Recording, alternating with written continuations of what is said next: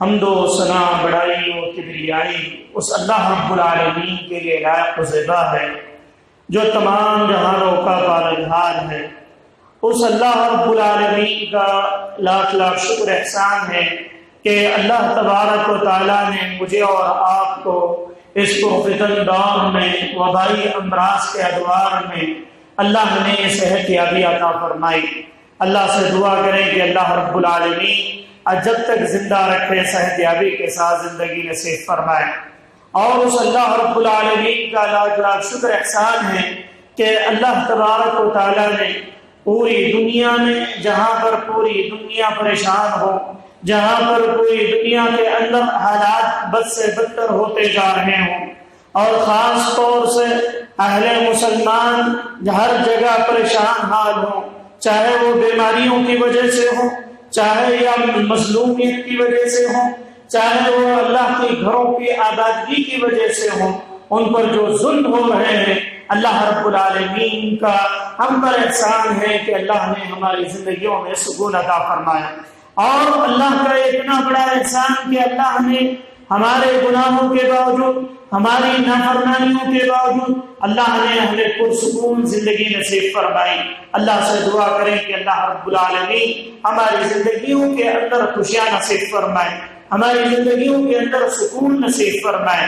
یہ چھوٹی سی حمد و ثنا کے بعد درود و سلام کا نزول ہو جیو میرے اور آپ کے آخری نبی آمینہ کے لال مدینہ کے سردار جناب محمد الرسول اللہ صلی اللہ علیہ وسلم کا، اس نبی اقدس مقدس پر جس نبی اکرم صلی اللہ علیہ وسلم نے اس امت کی فلاح و بہبود کے لیے ہر ممکن کوشش کی، اس نبی پر درود و سلام کا نزول ہو جیو جس نبی اکرم صلی اللہ علیہ وسلم نے امت کو اس بات کی تعلیم دی کہ اے امت محمدیہ کے لوگوں، تم ایک جسم کے مانند ہو، اگر تمہارا ایک مسلمان کہیں پریشان ہوتا ہے تو دوسرے مسلمان کو تکلیف ہونی چاہیے۔ اس نبی پر درود و سلام کا نزول ہو جیو جس نبی اکرم صلی اللہ علیہ وسلم نے ایک پیغام دیا کہ ان وبائی امراض میں مجھے اور آپ کو کون سی دعاؤں کا اہتمام کرنا چاہیے۔ اس نبی پر درود و سلام کا نزول ہو گیا جس نبی نے ایک مسلمان کو دوسرے مسلمان کا بھائی قرار دیا، اس نبی پر درود و سلام کا نزول ہو گیا۔ اللہم صلی علی محمد وعلی آل محمد کما صلیت علی ابراہیم وعلی آل ابراہیم انک حمید مجید۔ اللہم بارک علی محمد وعلی آل محمد کما بارکت علی ابراہیم وعلی آل ابراہیم انک حمید مجید۔ محترم سامعین اور سامعات، پردہ نشین ماں اور بہنوں اور نوجوان بھائیوں، چھوٹے بچوں، میں نے آپ حضرات کے سامنے سورہ آل عمران کی آیت نمبر 69 اور 70 نمبر آیت کریمہ میں نے آپ کے سامنے پڑھی ہے۔ یہ اس آیت کریمہ کے اندر اللہ تبارک و تعالیٰ نے یہودیوں کے تعلق سے اللہ نے تذکرہ کیا۔ جو لوگ یہود و نصارہ ہیں ان کا تذکرہ اللہ تبارک و تعالیٰ نے ان دونوں آیتوں کے اندر کیا۔ اور آج جو مجھے آپ کے سامنے جس موضوع پر گفتگو کرنی ہے وہ ہے فلسطین اور ہم مسلمان۔ آج ہم اور آپ دیکھتے ہیں کہ پوری دنیا کے اندر مسلمانوں کا ایک جمگھٹا اس بات سے پریشان ہے کہ بیت المقدس کے اندر، فلسطین کے اندر مسلمانوں کو مظلومیت کی زندگی گزارنی پڑ رہی ہے۔ فلسطین ایک کون سی جگہ ہے؟ فلسطین کا یہ مسئلہ کیا ہے جس کی وجہ سے آئے دن مسلمانوں کو، چھوٹے چھوٹے بچوں کو قتل کر دیا جاتا ہے، اور وہاں کی ماں اور بہنوں کے خون کو پانی کی طرح بہا دیا جاتا ہے، وہاں کی نوجوان لڑکیوں کی مظلومیت کی کہانیاں ایسے ہوتی ہیں کہ یہ آنکھ دیکھ نہ پائے، یہ کان ان آوازوں کو سن نہ پائے، ایسی خوفناک منظر کیوں ہونے کو آیا ہے؟ وہ فلسطین کی سرزمین ایک ایسی زرخیز سرزمین ہے کہ جس سرزمین کی فضیلت قرآن مجید کے اندر اللہ تبارک و تعالیٰ نے کی۔ سبحان الذی اسریٰ بعبدہ لیلا من المسجد الحرام الی المسجد الاقصی۔ اللہ نے کہا کہ ہم نے جب محمد صلی اللہ علیہ وسلم کو مسجد حرام سے بیت المقدس کی طرف ان کا ہم نے سواری لے کر گئے، بیت المقدس کی طرف ہم نے ان کا سفر کیا، تو وہ بیت المقدس ایک ایسی سرزمین ہے جس سرزمین کے بارے میں علم رکھنا، جس کے بارے میں جانکاری رکھنا ہر مسلمان پر واجب ہے، ہر مسلمان پر ضروری۔ کیوں؟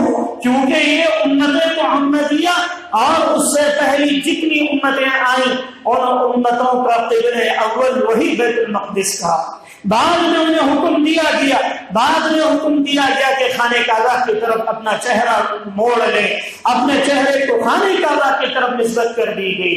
ورنہ یہ فلسطین کی سرزمین اور فلسطین کے اندر القدس کی سرزمین، بیت المقدس کی زمین ایک ایسی زمین ہے کہ یہ تینوں لوگوں کے درمیان مبروک جگہ ہے۔ تینوں مذہب کے ماننے والوں کے نزدیک اس کی اہمیت اور فضیلت بڑھی ہوئی۔ یہودی بھی اسے اپنی فضیلت کی جگہ مان، جیسے ہم اور آپ مکے کو فضیلت دیتے ہیں، مسلمان اسے بیت المقدس کو اپنے قبلہ اول ہونے کی وجہ سے، انبیاء کی سرزمین ہونے کی وجہ سے فضیلت دیتے ہیں۔ تو یہودی کے نزدیک بھی وہ زمین ان کے نزدیک فضیلت کے برابر ہے۔ وہ کہتے ہیں کہ ہمارے جتنے انبیاء یہودیوں میں آئے، اسرائیل میں جتنے انبیاء ہیں اسرائیل، وہ تمام کے تمام فلسطین میں آئے، وہ بیت المقدس کے پاس آئے۔ اور پھر عیسائیوں کا دعویٰ یہ ہے کہ عیسیٰ علیہ السلام کو اسی بیت المقدس کے پاس سے اٹھایا گیا۔ آپ کو معلوم ہے حضرت عیسیٰ علیہ السلام کو اللہ نے 5ویں آسمان پر اٹھا لیا۔ ان کا دعویٰ یہ ہے عیسائیوں کا کہ جب حضرت عیسیٰ کو اٹھایا گیا تو وہ سرزمین فلسطین سے اٹھایا گیا، سرزمین فلسطین بیت المقدس سے حضرت عیسیٰ کو اٹھایا گیا۔ اور جب حضرت عیسیٰ آئیں گے، کیونکہ دجال کا فتنہ آنے والا اور یاجوج ماجوج کا فتنہ ہوگا، اور قیامت کے قرب و قیامت میں جب مہدی کا ظہور ہوگا، اس وقت حضرت عیسیٰ علیہ السلام بھی اس دنیا میں آئیں گے۔ اللہ کے نبی نے فرمایا کہ قیامت کے قریب عیسیٰ علیہ السلام اس دنیا میں آئیں گے، لیکن میری امتی بن کر آئیں گے، نبی بن کر نہیں آئیں گے، بلکہ میری قیادت میں وہ جنگ کریں گے، میری امتی بن کر وہ جنگ کریں گے۔ پھر دجال کو لوگ حضرت عیسیٰ علیہ السلام کا دجال کے خلاف جنگ لڑیں گے، پھر اس کے بعد 40 سال کی حکومت ہوگی، پھر قیامت ہوگی۔ تو عیسائیوں کا یہ دعویٰ کہ عیسیٰ علیہ السلام سرزمین فلسطین سے اٹھائے گئے ہیں، اور اللہ تعالیٰ جب مہدی آئیں گے، جب دجال آئے گا تو عیسیٰ علیہ السلام بھی بیت المقدس کے پاس آئیں گے۔ ان کا دعویٰ ہے کہ بیت المقدس کی سرزمین پر اتریں گے، اور ان کے نزدیک وہ جگہ مبروک مانی جاتی۔ عیسائی دعویٰ یہ کرتے ہیں کہ وہ ہماری زمین ہے، یہودی دعویٰ یہ کرتے ہیں کہ نہیں، بنی اسرائیل جتنے انبیاء آئے سب کی جگہ وہ ہے، وہ ہمارا حصہ ہے۔ اللہ رب العالمین نے مسلمانوں سے کہا کہ تمہارے لیے وہ بیت المقدس پہلا قبلہ اول تھا، تم اس کے مقام و مرتبے کو سمجھو، شاعر اللہ کو سمجھو، ان سرزمینوں کی حفاظت تمہاری ذمہ داری ہے۔ عربوں نے یہ کہا کہ یہ ہماری سرزمین ہے، ہم اس کو یہودیوں کو نہیں دے سکتے۔ اللہ نے کیا کہا؟ اللہ رب العالمین نے فرمایا کہ غیر المغضوب علیہم ولا الضالین، یہود و نصارہ پر اللہ کی لعنت برسا دی گئی، اللہ کا غضب برسا دیا گیا۔ اس کی وجہ سے مسلمان یہ دعویٰ کرتے ہیں کہ بیت المقدس کی سرزمین یہ مسلمانوں کا حق ہے، یہ مسلمانوں کا حق ہے، اس امت محمدیہ کا حق ہے، کیونکہ وہ سرزمین بابرکت سرزمین ہے، جس سرزمین پر اللہ کے نبی نے جتنے انبیاء تھے ان تمام انبیاء کرام کی امامت کروائی تھی۔ وہ سرزمین ہے جس سرزمین کی فضیلت ایک رکعت نماز پڑھنے کا، اللہ کے نبی صلی اللہ علیہ وسلم نے کہا کہ وہاں پر اگر کوئی شخص نمازیں بھی پڑھتا ہے تو اس کی فضیلت 250 سے زائد نمازوں پڑھنے کی برکت مل جاتی ہے، اور اس سرزمین کی زیارت کرنے کی اجازت دے دی گئی۔ آپ کو معلوم ہے اللہ رب العالمین نے ملک شام سے فلسطین کی سرزمین پر ابراہیم علیہ السلام کو ہجرت کرنے کا حکم دیا، اور وہ سرزمین ایک ایسی سرزمین جس سرزمین کی فضیلت اللہ کے نبی جناب محمد رسول اللہ صلی اللہ علیہ وسلم نے فرمایا، دنیا کی جتنی مسجدیں تیار کی گئی ہیں، دنیا میں جتنی مسجدیں بنائی گئی ہیں، ایک مرتبہ حضرت ابو ذر غفاری رضی اللہ عنہ نے پوچھا کہ اللہ کے نبی اس سرزمین قرۂ ارض پر، اس سرزمین پر سب سے افضل، سب سے پہلی جو مسجد بنائی گئی وہ کون سی؟ کیا سوال پوچھا کہ اس کرۂ ارض پر سب سے پہلے جو مسجد بنائی گئی وہ کون سی تھی؟ اللہ کے نبی صلی اللہ علیہ وسلم نے فرمایا کہ مسجد حرام پہلے بنائی گئی، خانہ کعبہ پہلے بنایا گیا، مسجد حرام پہلے بنائی گئی۔ پھر اللہ کے نبی سے پوچھا گیا کہ اللہ کے نبی اس زمین پر، اس دھرتی پر دوسری مسجد کون سی بنائی گئی؟ اللہ کے نبی صلی اللہ علیہ وسلم نے فرمایا کہ وہ دوسری مسجد مسجد اقصی ہے۔ مسجد اقصی دوسری مسجد ہے جس کو تعمیر کیا گیا ہے۔ پھر تیسری مسجد مسجد نبی صلی اللہ علیہ وسلم ہے جو مدینہ کے اندر آج بھی موجود ہے۔ تو یہ مسجد کوئی معمولی مسجد نہیں، ہمارا آپ نے یہ سمجھا کہ یہ ان کا مسئلہ ہے، یہ فلسطین والوں کا مسئلہ نہیں بلکہ پوری قوم و ملت کا مسئلہ ہے۔ تو زمین کے بارے میں جو آج کئی صدیوں سے جو لڑائیاں چل رہی ہیں ان کو جاننا ہر مسلمان بچوں کے ذہنوں میں اس بات کو ڈالنا ضروری ہے کہ جو بیت المقدس ہے وہ کوئی معمولی جگہ نہیں، وہ ایسی جگہ ہے جہاں پر انبیاء اکرام اترا کرتے ہیں۔ انبیاء کا زمین پر آنا وہ زمین فضیلت والی بن جاتی ہے۔ آپ کو معلوم ہے جس سرزمین پر نیک لوگ ہوتے ہیں اس سرزمین کی فضیلت دوسرے زمینوں کے مقابل میں بڑھ جاتی ہے، اور جس زمین پر انبیاء اتر جائیں اس زمین کا مقام دوسرے زمینوں سے کئی گنا بڑھ جاتا ہے۔ تو اس مقام پر کئی انبیاء کرام نازل کیے گئے، اور خود جب اللہ رب العالمین نے اللہ کے نبی کو معراج پر بلایا، معراج کی جب دعوت دی گئی تو اللہ نے کیا کیا؟ چاہا اللہ رب العالمین چاہتا تو خانہ کعبہ سے سیدھے آسمانوں پر بلا لے، لیکن اللہ نے کیا کیا؟ اللہ نے سبحان الذی اسری بعبدہ لیلا من المسجد الحرام الی المسجد الاقصی، اللہ کے نبی کو حکم دیا گیا کہ آپ مسجد حرام سے مسجد اقصی کی طرف جائیں، مسجد اقصی جائیں، وہاں پر آپ نے امامت کروائی، اس کے بعد پھر وہاں سے براق پر بیٹھ کر اللہ کے نبی صلی اللہ علیہ وسلم پہلے آسمان پر۔ تو یہ مسجد کا ایک مقام و مرتبہ ہے، اور یہ ایسی مسجد ہے کہ اللہ کے نبی صلی اللہ علیہ وسلم نے فرمایا کہ کسی بھی جگہ کو دیکھنا ثواب کی نیت سے، کئی لوگ یہ ہوتے ہیں کہ میں ٹورسٹ کے لیے جا رہا ہوں یا کسی چیز کی زیارت کے لیے جا رہا ہوں، تو اللہ کے نبی صلی اللہ علیہ وسلم نے فرمایا دنیا میں 3 مساجد ایسے ہیں جن کی زیارت کے لیے اگر تم جاؤ گے تو تمہیں ثواب ملے، ورنہ دوسری چیزیں دیکھنے کے لیے جاؤ گے تو تمہیں ثواب نہیں ملے بلکہ ٹورسٹ کے حساب میں آ جائے۔ تو 3 زمینیں، 3 مسجدیں کون سی ہیں جس کی اللہ کے نبی صلی اللہ علیہ وسلم نے اجازت دی؟ یہی وہ 3 مسجدیں جو میں نے ابھی آپ کے سامنے ذکر کی۔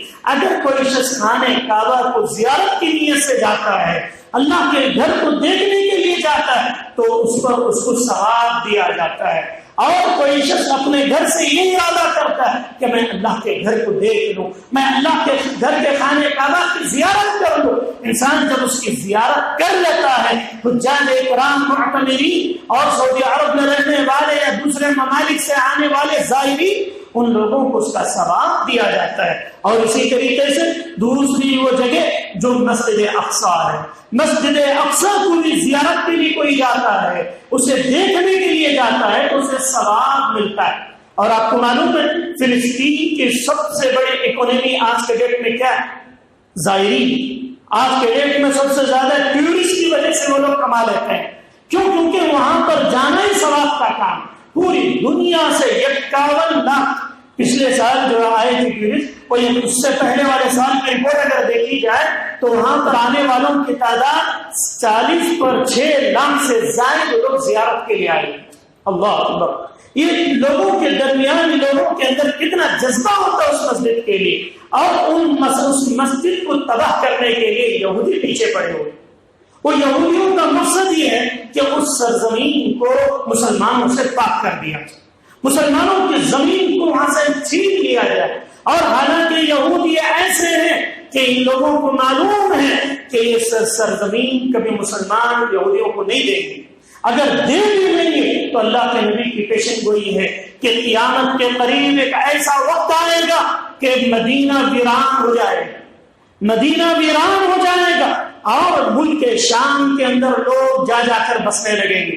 اللہ کے نبی نے انگلی سے اشارہ کیا، اس طرف کے لوگوں کے اندر ایمان ہوگا اور پورے لوگ جو ہے اس کی طرف رخت سفر باندھنے لگیں گے، اور پھر اس کے بعد اس سرزمین کو اپنے قبضے میں کر لیں گے، اس سرزمین کو اپنے قبضے میں کر لیا جائے۔ اس لیے آپ دیکھتے ہیں کہ یہودیوں نے سب سے زیادہ جو حملے کیے، چاہے وہ امریکہ ہو، اسرائیل ہو، چاہے وہ کوئی اور طاقتیں ایٹمی جو طاقتیں رکھتی ہیں وہ طاقتیں ہوں، وہ سب سے پہلے ان کے حملے کس پر ہوتے ہیں؟ یا تو وہ یمن پر حملے کریں گے، یا تو وہ شام پر حملے کریں گے، یا تو وہ لبنان پر حملے کریں گے، یا وہ اسی طریقے سے وہ دوسرے جو ممالک ہیں جو اردن کا علاقہ ہے ان علاقوں پر حملے کریں گے۔ وجہ کیا ہے؟ انہیں اس بات کا علم ہے کہ وہ زمین ایسی زمین ہے کہ اللہ تعالیٰ قیامت کے دن وہی تمام لوگوں کو جمع کرے۔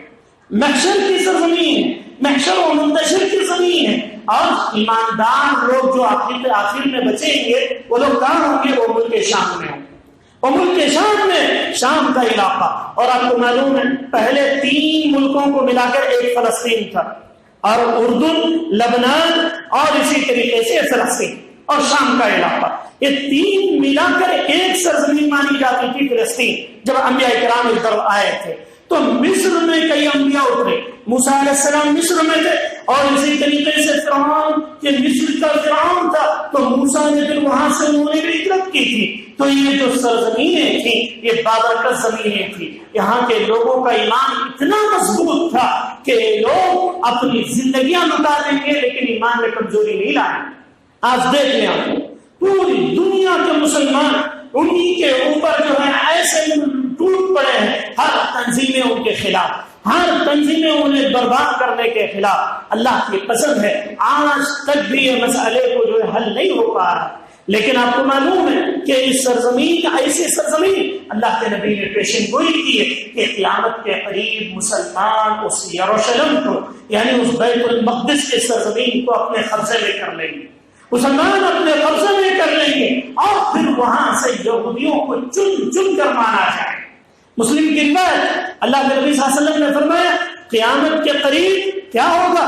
قیامت کے قریب ایسے ہوگا کہ یہودی اتنے پریشان ہو جائیں گے کہ یہ لوگ چھپنے کے لیے درختوں کے پیچھے چلے جائیں گے، یہ لوگ چھپنے کے لیے اپنے بلوں میں گھس جائیں گے، تو جہاں کہیں بھی چھپے ہوں گے وہاں کے درخت چیخ پڑیں گے، تعال یا مسلم ان ورائی یہودیہ، کہ اے مسلمان میرے پاس آ جا، میرے پیچھے یہودی چھپا ہوا ہے تو اس کو قتل کر۔ اللہ کیا پیشن گوئی اللہ کے نبی نے کی؟ اللہ کے نبی نے کہا کہ قیامت کے قریب ایسا وقت آئے گا کہ یہودیوں کو ڈھونڈ ڈھونڈ کر چن چن کر مارا جائے گا، یہاں تک کہ کسی درخت کے پیچھے بھی چھپے ہوں گے تو وہ درخت چیخ چیخ کر کہنے لگیں گے کہ میرے پیچھے یہودی چھپا ہوا ہے، اس کو قتل کر دو، سوائے غرقد کے درخت کے۔ کیا کہا اللہ کے نبی نے؟ غرقد کا درخت جو ہوگا اس درخت کے پیچھے اگر یہودی چھپے گا تو وہ درخت جو ہے اس کو چھپا دے گا، اس کو مسلمان کے سامنے پیش نہیں کر پائے۔ اسی لیے یہودی کتنا ان کو یقین ہے اللہ کے نبی کے حدیثوں پر، آج بھی وہ لوگ اس کی کاشتکاری کر رہے ہیں، غرقد کے درخت کی آج بھی یہودی کاشتکاری کر رہے ہیں۔ وجہ کیا؟ کہ اللہ کے نبی نے پیشن گوئی کی، اس درخت کے پیچھے چھپیں گے تو یہ لوگ بچ پائیں گے، ورنہ جہاں کہیں بھی چلے جائیں دنیا میں دیواریں چیخنے لگیں گی کہ میرے پیچھے یہودی ہے، اس کو مارو۔ اور آپ کو معلوم ہے ان کی مختصر اگر تاریخ اگر رکھی جائے، ان لوگوں کی اگر تاریخ دیکھی جائے، یہ قوم جو ہے بہت کم قوم ہے، بہت مختصر قوم ہے، اور جو قوم مختصر ہوتی، کوانٹٹی میں کم ہوتی، وہ لوگ اپنی قوم کے درمیان مضبوط ہوتے ہیں، وہ قوم مضبوط بن جاتی، اور وہ لوگ اپنی تنظیم کو، اپنے معاشرے کو مضبوط کرتے ہیں۔ اسی لیے اسرائیل کا کیا مسئلہ؟ پوری دنیا میں اگر کوئی شخص اپنے آپ کو یہودی ثابت کر دے اسے فری میں ویزا مل جاتا ہے، اسے فری میں اسرائیل کی نیشنلٹی مل جاتی ہے۔ وجہ کیا؟ کہ جہاں بھی یہودی ہے اس کو لا کر اپنے علاقے میں بسا لیتے۔ اور ہم مسلمانوں کا مسئلہ اس کے مخالف، ہماری مسلم قوم جو ہے کئی فرقوں میں بٹی ہوئی، کوئی اہل حدیث، شیعہ، سنی، فلاں، اس میں 10 فرقے، پھر اس میں 5، اس میں 2، 4، ایک دو میں 4 مذہب، 4 الگ الگ، یہ عجیب پورے مسلمانوں کا پوری قوم بٹی ہوئی ہے۔ لیکن کیا ہے مسئلہ؟ وہ لوگ نسل، ان کی نسل جو چلتی ہے یہودیوں کی ماں کی طرف سے چلتی، یہودیوں کی جو نسلیں چلتی ہیں، جو خاندان شمار کرتے ہیں ماں کی طرف سے کرتے ہیں، اور اسلام میں کیا ہے، باپ کی طرف سے خاندان شمار کیا جائے. یہودی کیا کرتے ہیں، ماں کی طرف سے لیتے ہیں. پھر وہ لوگ کیا کرتے ہیں، دنیا کہیں بھی کوئی یہودی مل جائے ان کے نسل ایک ہی نسل مانی جائے، اس میں دوسری نسل نہیں شمار ہوگی. وہ اپنے آپ کو کیا کہیں گے، یہودا کہیں گے. یہودا سے اسرائیل کو لے لیں گے. اسرائیل کے نام کس کا رکھتے ہیں، ان کا دعویٰ کہ یعقوب علیہ السلام کا نام تھا، اس کی طرف منسوخ کر دیں. کہتے ہیں کہ ہمارے دادا نبی تھے، ہمارے پردادا نبی، تو ہمارا یہ حق ہے. اور ایک بات اور بھی ان کی دماغ میں رکھنے کی ہے کہ فلسطین کے اندر ایک دیوار، اس دیوار کا نام کچھ ایک دیوار، اس دیوار کے پاس ایک یہودی جا کر اپنی منتیں رکھتے ہیں. ان کا دعویٰ یہ ہے کہ وہی وہ دیوار ہے جس دیوار سے ان کے گناہ جو ہے جتنے بھی کر لو معاف ہو جائیں. اور وہ دعویٰ یہ ہے کہ یہ زمین ہماری.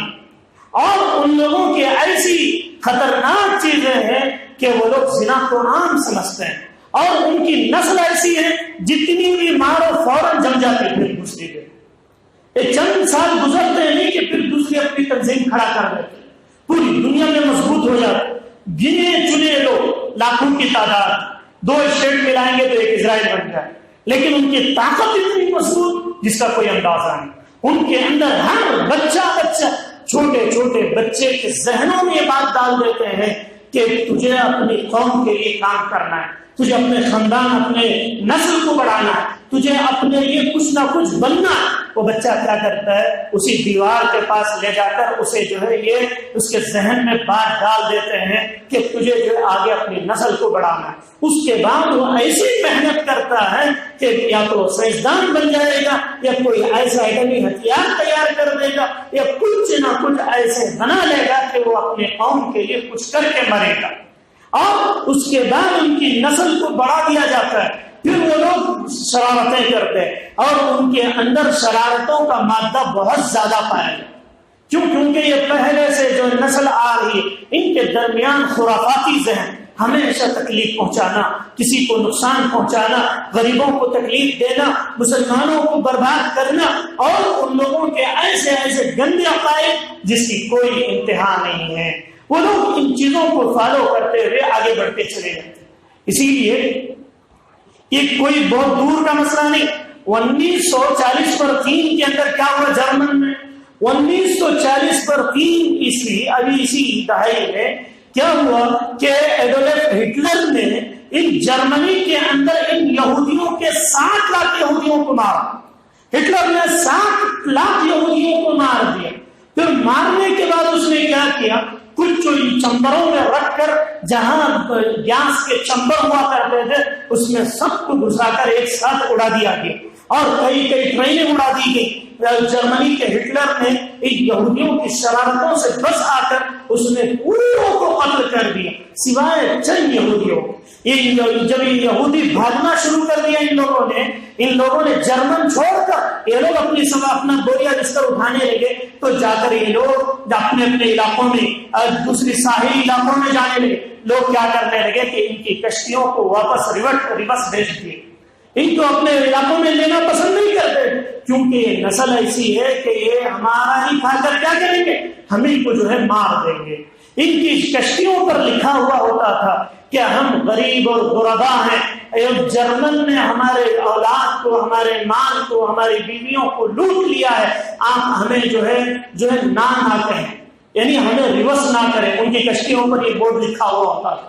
پھر اس کے بعد کیا ہوا، 1940 پر 3 میں جب کئی اسٹیٹ سے، ہائیلینڈ سے، کئی جگہوں سے ان کو بھگا دیا گیا، تو یہ لوگ آتے روتے دھوتے غزہ کے بارڈر پر، وہاں پر ساحلی علاقوں میں یہ لوگ فلسطین کی طرف آئے. فلسطین کے عرب موجود تھے. فلسطین اس وقت مسلمانوں کے ہاتھ میں تھا، عرب اس کی حکمرانی کر رہے تھے. عربوں کا دل اس پہلے سے ہی بڑا ہوتا ہے. عرب جو ہے چھوٹے دل کے نہیں ہوتے، نہیں اتنیج کرنا، ان کو کہیں دینا، ان کو کہیں، یہ چھوٹا دماغ. عربوں نے کیا کیا کہ پوری دنیا ان کو بھگا رہی ہے، اور اللہ کے نبی صلی اللہ علیہ وسلم نے فرمایا کو پناہ دینا، کسی غریب کی مدد کرنا یہ اچھا کام ہے. تو ان لوگوں نے کہا کہ بھئی آپ کچھ لوگ آ جاؤ، آ کے اس علاقے میں پنڈال ڈال لو اور وہاں پر آپ رہنے لگو. اس وقت جو ہے جو ہٹلر سے بچ کر جو کچھ یہودی آئے تھے وہ کہاں پناہ گزین ہو گئے، فلسطین کی سرزمین میں. آخر میں ان کو ڈال دیا گیا. یہ لوگ 6 سال تک خاموش رہے، 6 سال تک۔ 1940 پر 7 میں ان لوگوں نے دعویٰ کر دیا، مضبوط ہو گیا آپس میں۔ کیا دعویٰ کیا؟ کہا کہ بھئی یہ زمین اسرائیل کی سرزمین، اسرائیل کی سرزمین، اسرائیل کا دعویٰ کر دیا انہوں نے یروشلم میں۔ اس دعویٰ کرنے کے بعد پھر اس کے بعد جہاں موقع ملتا وہاں کے لوگوں کو مارنے۔ عرب اس وقت عرب سست پڑ گئے، عربوں کے پاس مال و دولت بہت زیادہ ہو گئی، اور وہ فلسطینی جو وہاں پر تھے ان لوگوں کے حالات ایسے تھے کہ وہ لوگ ہتھیار کی طرف توجہ ہی نہیں دے پائے۔ ان لوگوں نے سکون کی زندگی گزارنے کا سوچ لیا۔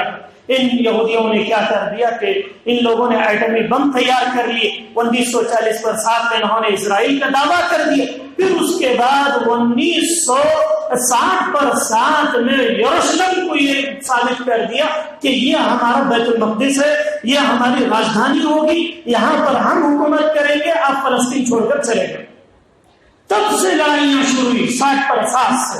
پھر اس کے بعد فلسطین والے پریشان کہ ہم نے ان کو مدد کیا، ہم نے ان کو سب کچھ دیا، رہنے کے لیے زمین دی، اور ان یہودیوں نے کیا کر دیا؟ ہمارے اوپر ہی ظلم شروع کر دیا۔ پھر اس کے بعد سے لے کر پھر امریکہ نے بھی ان کا ساتھ دیا، اور دوسرے جہاں بھی یہودی تھے ان لوگوں نے ساتھ دیا، کہا کہ تم لوگ ان کے اوپر ظلم کرتے رہو، ہم تمہیں سپورٹ کریں گے۔ اسرائیل کو امریکہ کتنے ڈالر، 3 ملین ڈالر جو اسرائیل پر خرچ کرتا ہے امریکہ، اتنا پیسہ خرچ کر کے ان کو مضبوط کیا گیا۔ پھر اس کے بعد کیا ہوا؟ پھر اس کے بعد یہ سلسلہ ایسے ہی چلتا رہا، جب چاہتے لڑائیاں کرتے، جب چاہتے مار دیتے۔ پھر اس کے بعد کئی تنظیمیں ان کے ساتھ جڑ گئی۔ پھر فلسطینی آج تک بھی اسی حالت میں، آج تک بھی وہی مسئلہ ہے۔ پھر حماس نے ساتھ دیا، حماس کے ساتھ دینے کے بعد پھر ایران نے بھی اندر سے کئی چیزیں کر دی۔ ایران جو ہے شیعہ ہے، یہ شیعہ بھی چاہتے ہیں کہ فلسطین مسلمانوں سے، سنیوں سے نکل جائے اور جو ہے وہ یہودیوں کے پاس چلا جائے، نعوذ باللہ۔ پھر ان لوگوں نے عربوں کو ٹارگیٹ بنایا، عربوں کو گالیاں دے دیں۔ آج بھی لوگ کیا بولتے ہیں؟ مسلمانوں کے اتنے ملک ہیں، وہ لوگ کیا کر رہے ہیں؟ یہ مسلمان ملک ہی ہیں جو میں اور آپ آج بچے ہوئے نظر آتے ہیں۔ ہم مسلمان جو دکھ رہے ہیں عربوں کی وجہ سے، عربوں کی ایسی سرزمین ہے کہ وہ سرزمین نے توحید دیا، اس سرزمین نے اپنا مال کا کئی حصہ مسلمانوں کے اوپر لٹا دیا۔ تو یہ فلسطین کی چیزیں ہیں۔ تو ہم مسلمانوں کے لیے کیا بنتا ہے ایسے حالات میں جہاں پر کہیں بھی مسلمانوں پر ظلم ہو؟ اس وقت مسلمان ایک کام یہ کریں کہ دعا کریں، ہم سے جو ہو سکتا ہے وہ کریں، ہم سے جو ہو سکتا ہے وہ کریں۔ اللہ کے نبی نے فرمایا کہ ایک مسلمان کے لیے سب سے بڑا ہتھیار دعا ہے۔ اگر کوئی شخص دعا کرتا ہے، دعا کی طاقت اتنی ہے کہ جیتی ہوئی جنگیں ہار جاتی ہیں، ہاری ہوئی جنگیں جیت جاتی ہیں دعا کی وجہ سے۔ تو اللہ رب العالمین نے فرمایا کہ لوگ اپنے لیے، اپنے خاندان والوں کے لیے، اپنے مومنوں کے لیے، آنے والی نسلوں کے لیے بھی دعا کریں۔ دعا ایک ایسی چیز ہے کہ انسان کی زندگی کو سنوار دیتی ہے، انسان کے حالات کو درست کر دیتی ہے۔ تو ہم تمام مسلمانوں کے لیے دعا کریں، ایسی دعائیں کریں کہ ہر دعا میں تمام مسلمان جہاں کہیں بھی پریشان حال ہوں، جہاں کہیں بھی مصیبت زدہ ہوں، اللہ رب العالمین کی پریشانیوں کو دور فرمائے، ان کی مصیبتوں کو دور فرمائے۔ اور جہاں کہیں بھی مسلمان بیماریوں سے سلجھ رہے ہیں، بیماریوں میں مبتلا ہیں، اللہ رب العالمین انہیں شفاء کاملہ عاجلہ عطا فرمائے۔ اور جہاں کہیں بھی مسلمان نوجوانوں کو پریشان کیا جا رہا ہے، آپ تعجب کریں گے ہم مسلمانوں نے ابھی اسی لاک ڈاؤن کے اندر کتنے غیر مسلموں کو کندھا دیا، کتنے غیر مسلموں کے جنازوں کو ان کے شمشان گھاٹ تک لے جا کر جلایا، حالانکہ یہ چیز حرام ہے۔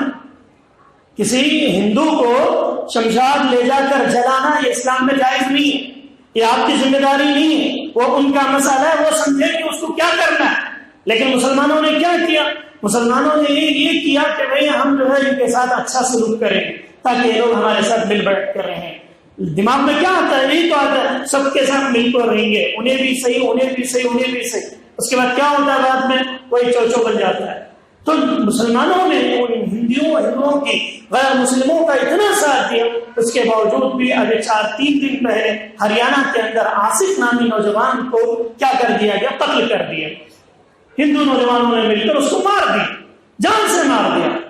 اللہ اکبر۔ اس سے پہلے 8 دن پہلے ایک واقعہ ایسے ہی پیش ہے کہ ماب لنچی جو ہے، اب بھی ہندو جو ہے اتنے بدتمیز ہیں، ان پر جتنا بھی احسان کر لو، جتنا بھی کچھ کر لو، تم سے راضی نہیں ہوں گے۔ قرآن کیا کہتا ہے؟ پہلے پارے کی آیت یاد آ رہی ہے، اللہ نے کہا وَلَن تَرْضَىٰ عَنْكَ الْيَهُودُ وَلَا النَّصَارَىٰ حَتَّىٰ تَتَّبِعَ مِلَّتَهُمْ۔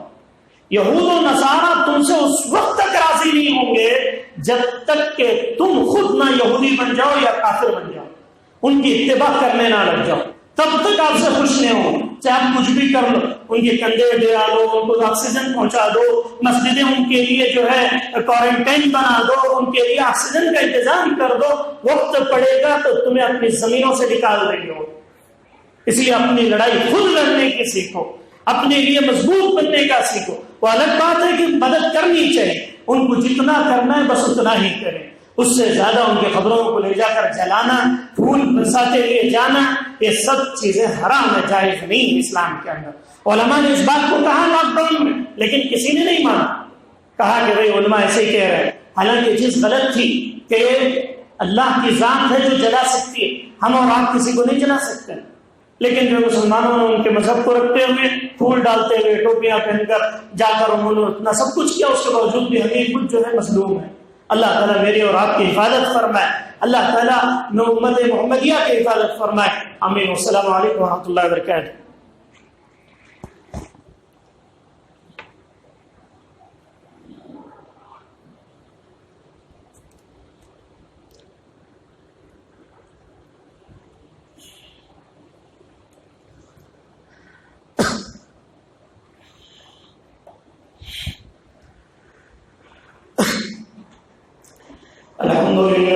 الحمد لله نحمده ونستعينه ونستغفره ونؤمن به ونتوكل عليه ونعوذ بالله من شرور انفسنا ومن سيئات اعمالنا من يهده الله فلا مضل له ومن يضلل فلا هادي له واشهد ان لا اله الا الله واشهد ان محمدا عبده ورسوله اما بعد اعوذ بالله من الشيطان الرجيم ان الله يامر بالعدل والاحسان وايتاء ذي القربى وينهى عن الفحشاء والمنكر والبغي يعظكم لعلكم تذكرون اذكروا الله يذكركم ويستجب لكم وذكر الله تعالى اعلى جل الله اكبر۔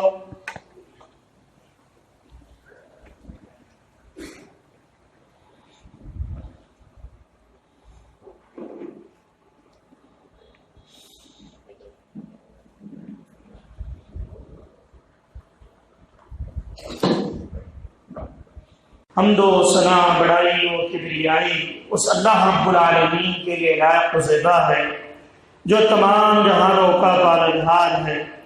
اس اللہ رب العالمین کا لاکھ لاکھ شکر احسان ہے کہ اللہ تبارک و تعالیٰ نے مجھے اور آپ کو اس پرفتن دور میں، وبائی امراض کے ادوار میں اللہ نے صحت یابی عطا فرمائی۔ اللہ سے دعا کریں کہ اللہ رب العالمین جب تک زندہ رکھے صحت یابی کے ساتھ زندگی نصیب فرمائے۔